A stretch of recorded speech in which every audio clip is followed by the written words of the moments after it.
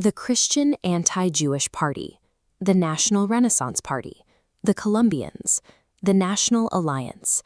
If you look at the history of the American far right after World War II, you are met with an exhausting alphabet soup of splinter groups and bizarrely named factions. Because there are so many of them, and their names sound so absurd, society often treats them as a disorganized clown show. It is incredibly tempting to write them off as disconnected weirdos playing dress-up. Historian Stephen J. Ross identifies these seemingly random actors as a single, persistent, and highly violent political formation. They shared the same goals, and often the same members, hidden behind a revolving door of forgettable proper nouns. Dismissing these individuals as impermanent fringe actors hides the true scale of what they were building. They were a coordinated threat to the equal rights protected in our Constitution, and they were much larger than we remember. To trace the roots of this movement, you have to go back to the evening of October 20th, 1945. Barely a month after World War II ended, the Ku Klux Klan lit a 300-yard fiery cross on top of Stone Mountain in Georgia. This rally was fueled by white soldiers who had just fought overseas, but returned home furious to find Black and Jewish Americans gaining ground in the competition for jobs and housing. They viewed themselves as the betrayed generation. While the national narrative focused on the victory of democracy over fascism, these men actively despised democracy, viewing it as a system that favored others over white Anglo-Saxon Christians. They wanted to install an authoritarian white Christian nation. That night in Georgia was the opening volley of what they considered a second American Civil War, a campaign to replace multiracial democracy with the same hierarchy the Confederacy fought for decades earlier. Over the next 2 decades, this movement quietly swelled. By the 1960s, an estimated 10 million Americans belonged to these organizations or subscribed to their literature. They were executing bombings across the South, led by explosives experts like J.B. Stoner. Curious, which raises a massive historical question. If they had 10 million followers, deep grievances, and a willingness to use weapons, why didn't they successfully consolidate political power back then? They were held back by a severe structural flaw, the too many Führers problem. Authoritarianism naturally attracts massive egos. Every splinter group agreed America needed a unified fascist front, but absolutely no one was willing to step down and play dictator.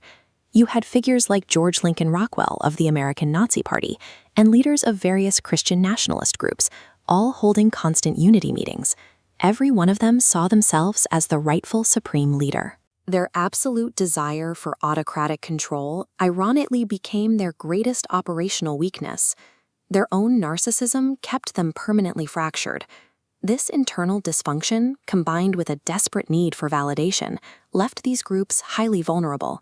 They were wide open to a new kind of enemy, undercover civilian spies. Organizations like the Non-Sectarian Anti-Nazi League recognized the threat early on. They deployed regular citizens to exploit the chaotic, ego-driven structure of these fascist cells. A Southern journalist named Stetson Kennedy posed as a sympathetic good old boy to infiltrate the Klan, passing critical intelligence on weapons caches and bomb plots directly to authorities. Even more bearing was Renee Frickbound. She walked right into the headquarters of a violent group known as the Columbians, posing as a bored, wealthy fascist sympathizer. She looked around, noted their administrative files were a total mess, and volunteered to organize them. For 3 nights, after everyone else went home, she stayed late. But instead of just filing papers, she was clicking open her cigarette lighter, which contained a hidden spy camera, and secretly photographing over 200 pages of internal documents. These operations systematically dismantled groups like the Columbians by providing the evidence needed to revoke their charters and send their leaders to jail. The bravery of these undercover citizens weaponized the fascists' egos against themselves, stripping away their legal protections and stalling their momentum. Those early spy networks knew their victories might only be temporary. In May 1945, right as the war in Europe ended, 3 separate anti-fascist organizations drafted intelligence memos that arrived at the same chilling conclusion. They outlined 2 primary fears. The first was that one day, These geographically isolated, scattered hate groups would discover a way to communicate instantaneously across the country. The second fear was that members of the far right would eventually infiltrate a mainstream political party, allowing them to finally drop their rivalries and unite their followers behind a single leader. In 1945, these memos pinpointed the exact conditions, instant reach, and mainstream political unity that would eventually allow these fringe groups to overcome the too many Führers problem and operate as a single force. In the modern era, the internet permanently solved their communication problem. They no longer need physical newsletters or local cross-burnings to find each other. These fractured ideological groups finally found the cohesion they sought for decades, culminating in events like the 2017 rally in Charlottesville. The Unite the Right event represented the realization of that 70-year quest to overcome internal fracturing and merge into a single, powerful political faction. The era of viewing these organizations as disorganized, fringe weirdos is over. This multi-generational movement has overcome its historical weaknesses, and the secret war against hate is happening right now.